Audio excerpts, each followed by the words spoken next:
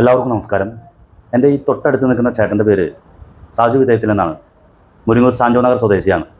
ഈ ചേട്ടൻ ഇപ്പോൾ കിടക്കുന്നത് ആശുപത്രി കിടക്കയിലാണ്. ഈ ആശുപത്രിയിൽ കിടക്കയിൽ ഈ ചേട്ടൻ എത്തിപ്പെട്ടതിൻ്റെ പൂർണ്ണ ഉത്തരവാദിത്തം ഈ ദേശീയപാത നിർമ്മാണവുമായി ബന്ധപ്പെട്ട ചില ഇടപെടലുകളാണ്. ഈ സാധാരണക്കാർ എന്ത് തെറ്റ് ചെയ്തു? ഒരു ഉപജീവനമാർഗം, സാധാരണ ഉപജീവനമാർഗം എടുത്ത് ജീവിക്കുന്ന ഈ സാജു വിധേയത്തിൽ എന്ന് പറഞ്ഞാൽ ഈ ചേട്ടൻ ഇന്ന് ആശുപത്രി കിടക്കയെത്തിയാണ്. എന്താണ് സംഭവം? എൻ്റെ പേര് സാജു വിധേയത്തിൽ, സാഞ്ചോ നഗറാണ് എൻ്റെ വീട്. ഞാൻ ഒരു മെഡിക്കൽ റപ്പാണ്, ആയുർവേദ മരുന്ന് കമ്പനിയുടെ ഒരു റപ്പായിട്ട് വർക്ക് ചെയ്യുന്ന ആളാണ്. എനിക്ക് ഭാര്യയും 3 കുട്ടികളുണ്ട്. ഇന്നലെ ഞാൻ ഇതുപോലെ ചാലക്കുടിയിൽ നിന്ന് വർക്ക് കഴിഞ്ഞ് വീട്ടിലേക്ക് വരുന്ന സമയത്ത് ഡിവൈൻ്റെ മേൽപ്പാലം കഴിഞ്ഞ് ഇറങ്ങുന്ന സ്ഥലത്താണ് ഈ മറ്റേ ടയർ കടയുണ്ട്. അതിൻ്റെ അവിടെ എത്തി കഴിഞ്ഞപ്പോൾ മറ്റേ നേരെയുള്ള റോഡിൽ വണ്ടികളൊന്നും അധികം ഇല്ല.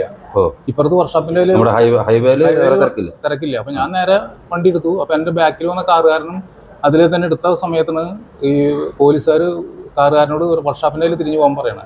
അത് അയാൾ എന്നോട് ഇത് കഴിഞ്ഞപ്പോൾ പറഞ്ഞേ. അപ്പൊ ആള് എന്നെ കണ്ടല്ലേ ശരിക്കും, നേരെ ലെഫ്റ്റ് ഓടിച്ചു. ചേട്ടൻ അവര് തന്ന ദിശ എന്തായിരുന്നു? അല്ല, അവര് നേരെ എടുത്തപ്പോ അവരൊന്നും പറഞ്ഞു ചേട്ടനോട് നേരെ എടുത്തോളാൻ പറഞ്ഞു. അത് കഴിഞ്ഞ് എനിക്ക് കാറുകാരനോടും പറയണേ. ആ കാറുകാരനോട് പറയുന്നത്. അപ്പൊ അയാൾ നേരെ വെട്ടിച്ചെടുത്തപ്പോൾ നേരെ എൻ്റെ ബൈക്കുമേ മേത്തും കൂടി വന്ന് ഇടിച്ച് ഞാൻ തെറിച്ചു വീണു. അതിനുശേഷം അപ്പോൾ അവിടെ പോലീസുകാരുണ്ടായിരുന്നു. പോലീസുകാർ വന്ന് എന്നെ സെന്റ് ജെയിംസ് ഹോസ്പിറ്റലിലേക്ക് കൊണ്ടുവന്നു. പിന്നെ ഇപ്പോൾ എന്താണ് സംഭവിച്ചത്? എൻ്റെ 3 വാരിയൽ ഒടിഞ്ഞേക്കാണ്. എനിക്ക് തീരെ ശ്വസിക്കാൻ വരെ പറ്റുന്നില്ല. അതേപോലത്തെ ഇതാണ്. ഞാൻ ടാക്സ് കൊടുത്ത് വണ്ടി ഓടിക്കുന്ന ആളാണ്. നമ്മളെ പോലുള്ള ഒരാൾക്ക് അശാസ്ത്രീയമായ രീതിയിലുള്ള ഇങ്ങനത്തെ റോഡ് നിർമ്മാണം കൊണ്ട് ഒരു ഇരയായ ആളാണ് ഞാൻ. എനിക്ക് ഭാര്യയും 3 കുട്ടികളുണ്ട്. എൻ്റെ വീടിൻ്റെ കാര്യങ്ങൾ ചിലവഴിക്കാൻ ഇനിയിപ്പോൾ 5 ആഴ്ചയോളം റെസ്റ്റ് ചെയ്യാൻ പറഞ്ഞാണ്. എനിക്കൊരു പണിക്കും പോകാൻ പറ്റുന്നില്ല. നമ്മൾ ടാക്സും കൊടുത്ത് ഗവൺമെൻറ് എല്ലാ കാര്യങ്ങളും ചെയ്ത് കഴിഞ്ഞിട്ട് നമ്മൾക്ക് ഇതുപോലെ ശിക്ഷിക്കാൻ ഞാനത് തെറ്റായതെന്ന് എനിക്ക് മനസ്സിലാവുന്നില്ല. ആളുകൾ ജീവിതം ഹോമിക്കപ്പെടുന്നു, വാരിയല്ലൊടിയുന്നു, പല്ലടിച്ച് വീഴുന്നു, സ്നാബിന്ന് വീഴുന്നു.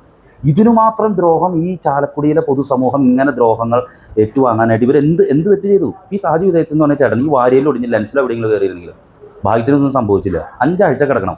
ആരാണ് ഇതിന് ഉത്തരവാദി? ഇതൊക്കെയല്ലേ ശ്രദ്ധയിൽപ്പെടുത്തേണ്ടത്? ഇതിനൊക്കെയല്ലേ പരിഹാരം കാണേണ്ടത്?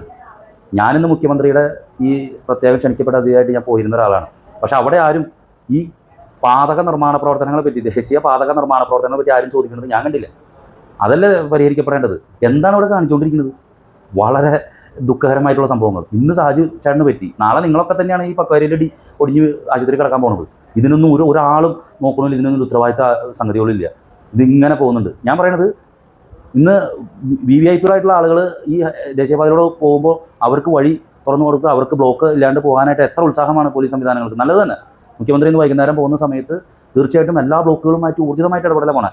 സാധാരണക്കാരായ ആളുകളെ ഇതുപോലെ പക്വാരിയിൽ ഒടിയാനും അതുപോലെ ജീവിതം ഹോമിക്കപ്പെടാതിരിക്കാനും ശ്രമിക്കേണ്ടത് ഇവിടുത്തെ സംവിധാനങ്ങളുടെ കടമ കൂടിയാണ്. അല്ലെങ്കിൽ ഈ സാജു വിധേയത്തിൽ എന്ന് പറഞ്ഞ ചേട്ടൻ ഇങ്ങനെ ഈ കടപ്പ് കിടക്കില്ല. അത്രമാത്രമാണ് പറയാനുള്ളത്. എന്തായിരുന്നാലും ഈ വിഷയം വളരെ ശോചനീയവും ഒരു പൗരൻ എന്നെ സംബന്ധിച്ചിടത്തോളം റോഡിലൂടെ പോകാൻ പറ്റാത്ത സാഹചര്യത്തിലേക്ക് ഇപ്പോൾ പോയിക്കൊണ്ടിരിക്കുകയാണ്. അത് മാത്രമാണ് പറയാനുള്ളത്. സാജു ചേട്ടൻ സുഖപ്പെടട്ടെ, അദ്ദേഹം ജീവിതത്തിലേക്ക് തിരിച്ചു വരട്ടെ. നന്ദി, നമസ്കാരം.